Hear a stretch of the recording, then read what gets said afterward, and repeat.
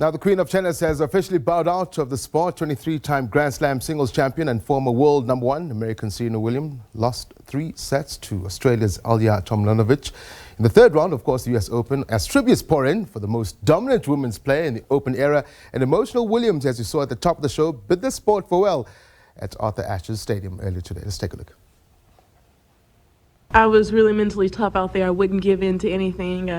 After in the second set, the first set, I wanted to come out strong and tough, and I did. I'm so excited. I can't even describe it. Usually, after a Grand Slam, I feel like I still have another match to play, but I don't really feel that way today. I feel like it's done and it's all over, and I'm so excited.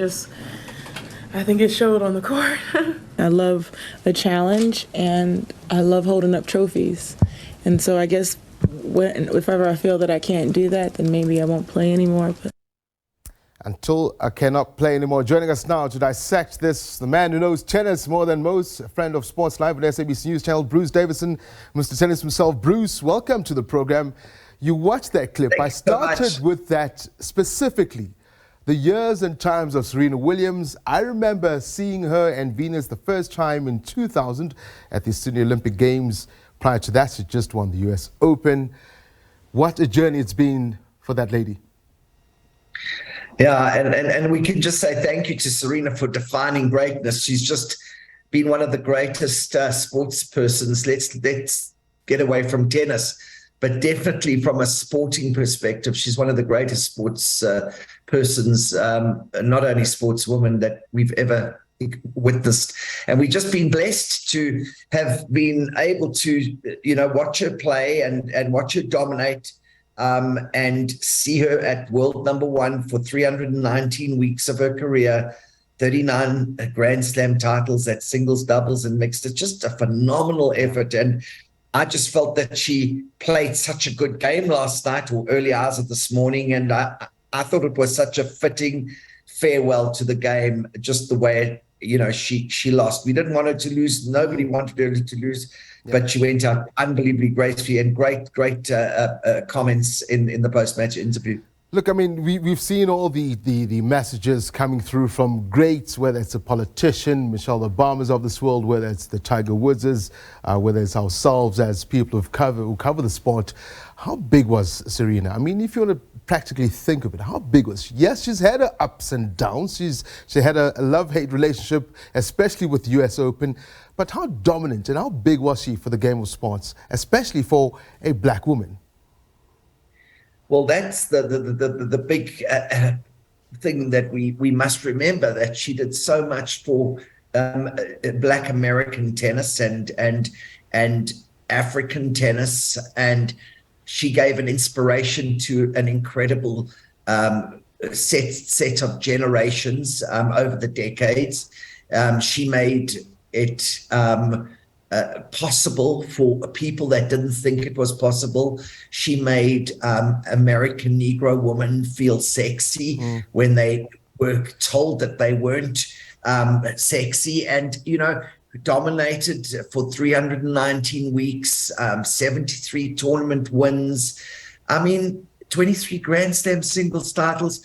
I mean, you can go on and speak about all these incredible accolades, but she was just a great competitor, great woman, and a great inspiration to so many people. Yet she did have her haters, but I think that her haters will now look back and say, wow, she was great. Yeah. She was defined greatness. Tell you what, Bruce, I've got a bit of a snippet that I'd like us to probably roll just now on what a fighter that she was in the world of tennis. Just have a listen to this. I mean, she's absolutely been phenomenal. I mean, like you mentioned, what she had to go through and what it means for her, the emotion that came through today when she, finally announced that she was leaving. Let's take a listen.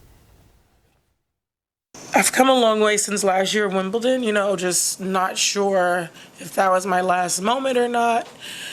And making it a different moment, I think, is much better. And it takes a lot of work to get here. Clearly, I'm still capable, but it takes a lot more than that. I'm ready to be a mom and explore a different version of Serena. and technically in the world, I'm still super young. So I want to like have a little bit of a life while I'm still walking. I've been playing tennis my whole life, so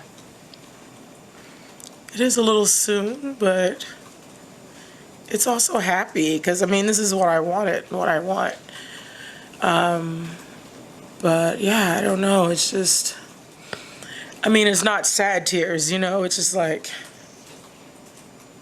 I don't even know how to describe it. Yeah, Bruce, she does not know how to describe it. I think most of us, when we sat through that, it's a poignant moment, isn't it? Yeah, it is. You know, she's been a dominant tennis player, and her life has been dominated by tennis. And she hasn't had much of a life. I mean, she's worked very hard. Serena is a very hard worker, and she's had to work hard to keep on top of her game. And that's why we saw when she wasn't playing matches, she was losing early. She's got to play a lot of matches. She's got to be on the practice court for hours on end in order to be the Serena she is. She's not naturally talented. She's naturally powerful, but she's had to work at her game. And that puts, there's a lot of work that goes into it. And I've known Serena for many years. In fact, I was privy to watching her and her sister when she was only 11 years old in a private court. And very, very secretly, I was sneaked in by a friend who was actually her hitting partner. And this was in Florida when I was visiting the United States. And I could see the greatness there. I spoke about it. I spoke to people about it. They didn't believe me. But she went through a lot, and the dedication, and her father Richard was just an incredible man. And when she played against my client Amanda Kutzer, who I managed for many years, and she started coming out, and she was a big threat to Amanda's era. Amanda said, "This is going to be the biggest and best that we've ever had."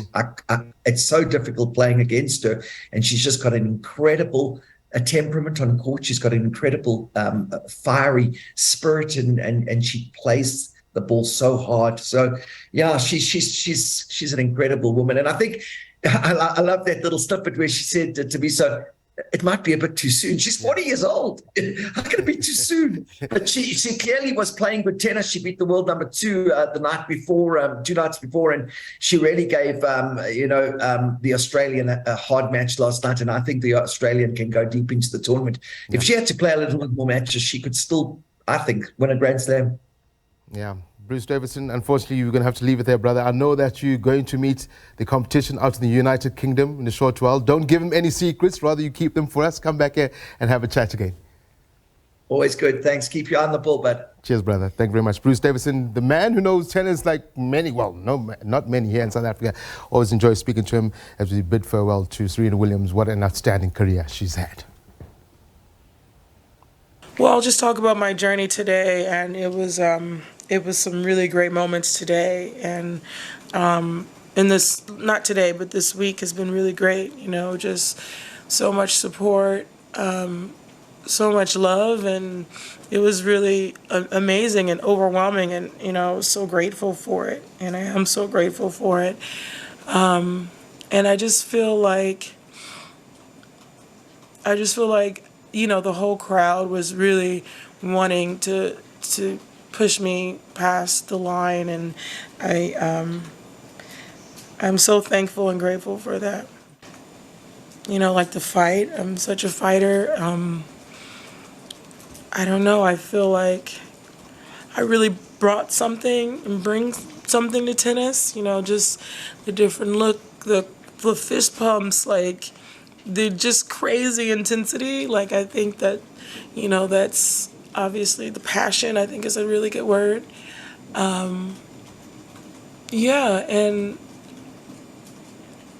Just continuing through ups and downs, and I could go on and on, but I just honestly am so grateful that that I had this moment and that I'm Serena. I was just getting better with each week. So I think that is a good note, because I know that, if I started sooner or played more, then, I would still be competing at such a top level. So, but I don't know, I think I can only take positives from My career. You mean what I'm proudest of my whole career? Well, yeah, at this point, what do you feel proudest about this? Oh, like a blanket. Oh, French Open 2015? 15, yeah. Don't know how. That is definitely the one that I'm taking with me because I almost died in that event and somehow I won. So that was pretty awesome. Yeah, Serena Williams, thank you very much for all the service to the game of tennis, in particular for black women.